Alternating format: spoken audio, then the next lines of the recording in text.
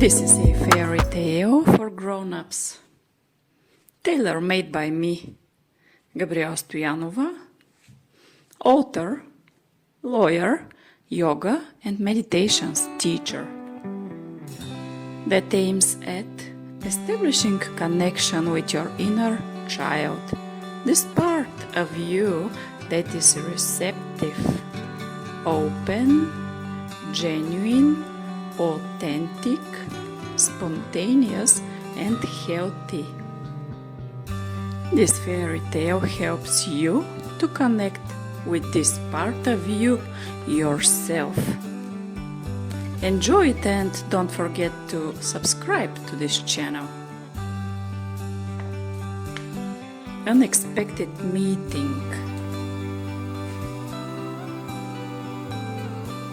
Once upon a time, there lived a witch. She was a regular girl most of the time, with a regular name and regular occupation. But she was also a witch and performed rituals in one old tower near the city, away from the noise and away from the chatter. Becoming a witch was not an easy journey.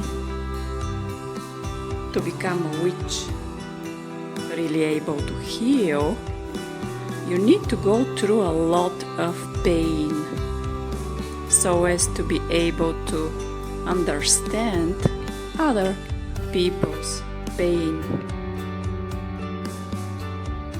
You need to be deprived of something that normal people usually have, as a price has to be paid to the world of the magic.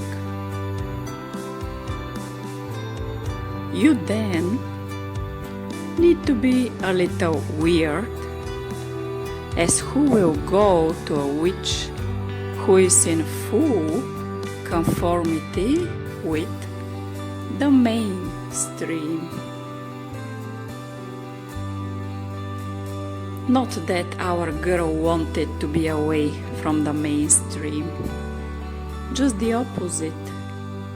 From a very young age, she aspired to be seen as strong, successful, and achieved. She aspired to be rich and independent. And there was a time when she was well synchronized with this path, going in this direction. Let's repeat: rich, successful, strong and admired. Merit on top of that. Mission accomplished. But the cognitive dissonance, this fancy psychological concept, will not leave anybody to just build castles. The discrepancy between the reality of the subconsciousness, where our girl was small, unseen, and alone, and the reality of the consciousness, where she was big, successful, and admired, one day kicked in. One kick to the sand castle, and she was left without a family. Second kick, and she was left without a job. Third kick, and she woke up alone on the beach and with nothing.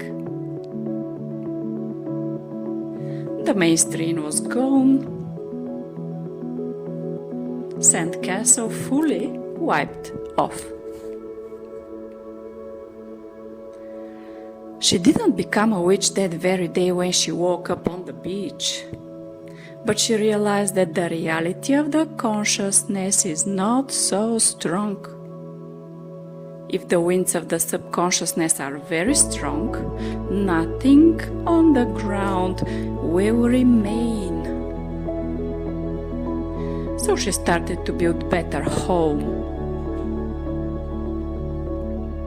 But this time, a home that will be able to shelter not just the body, but also the heart and the soul. One home that will be able to shelter the small Anna. Okay, that's the name of our witch. Weeping out loud with messy hair and a cavern in her heart. Small Anna was found on the beach upon waking up that day. Nothing is taken away without another thing to be born. So this day, on the beach, our Anna, aspiring to be big and successful, met her little self.